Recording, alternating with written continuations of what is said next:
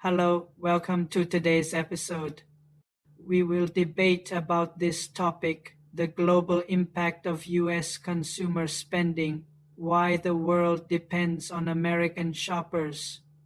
The world reacts when Americans spend their money, traveling and shopping in San Francisco, buying latest smartphone in California, or spending money at a coffee shop in New York could have impacts to Vietnam workers, oil prices in the Middle East, and economic growth in Europe. The same repercussion exists when American consumers stop or reduce spending. The US consumer spending doesn't stay within the US borders due to the effect of globalization.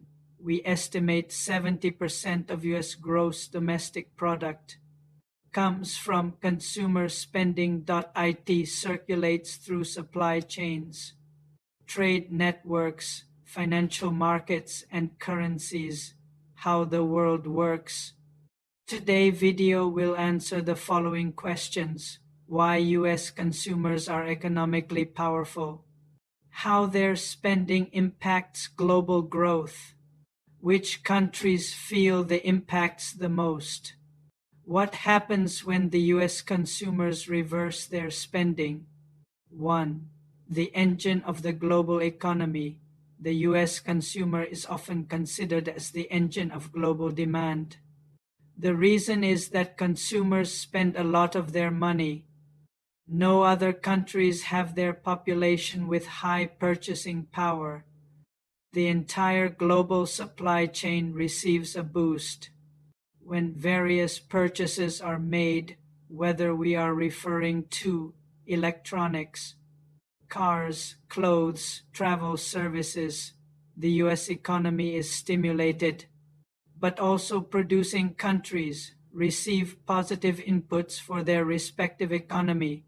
For example, a smartphone from China uses chips from Taiwan, designed from the US. Raw materials from Africa. Clothing sold in the US is often manufactured in Bangladesh. Vietnam. Cars depend on parts from various countries.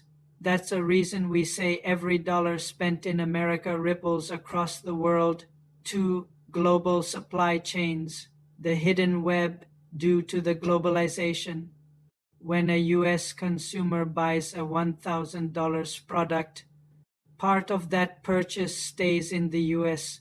The remaining flows internationally through production networks. Countries have built their strategy around this paradigm. Export-driven economies depend heavily on US consumption, manufacturing. Hubs align production cycles with American demand. Patterns. Production networks follow us buying attitude. That's why major global events like Black Friday or holiday shopping seasons are watched worldwide. Commercial events are global economic turning points. These periods are carefully planned, with production sites overseas, shipping, distribution, and delivery to our stores. 3. Who depends on the American consumer? The US consumer's actions have indirect effects on the functioning of factories in various parts of the world. Some countries are more linked to us consumers' actions: Asia, China, Vietnam, South Korea, and Taiwan rely heavily on exports to the US. Electronics, machinery, and consumer goods are deeply tied to US demand. Europe. Germany exports cars and industrial goods. Luxury brands depend on high-income American buyers. Emerging markets, countries like Mexico and India, benefit from manufacturing and service exports. Commodity exporters depend indirectly on US demand, driving global growth. 4.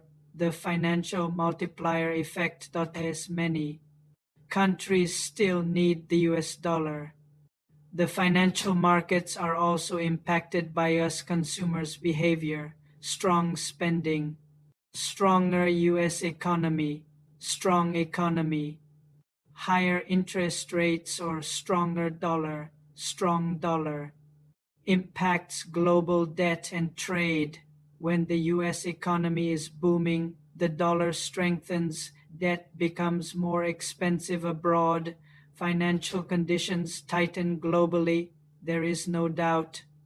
American shoppers indirectly influence currency values, stock markets, interest rates worldwide. 5. When Americans stop disbursing money, this becomes serious. When U.S. consumers pull back due to inflation, rising interest rates, or uncertainty, the effects are immediate. Global impact, export orders drop, factories slow down. Jobs are affected in export-driven economies. The 2008 financial crisis and the COVID periods remind us how the global trade was down due to the U.S. economies. Worldwide entered recession. Supply chains were disrupted. Laying off employees were the norm. The global economy's reliance to us consumers is a dangerous strategy. 6. A changing landscape. Nothing is static now.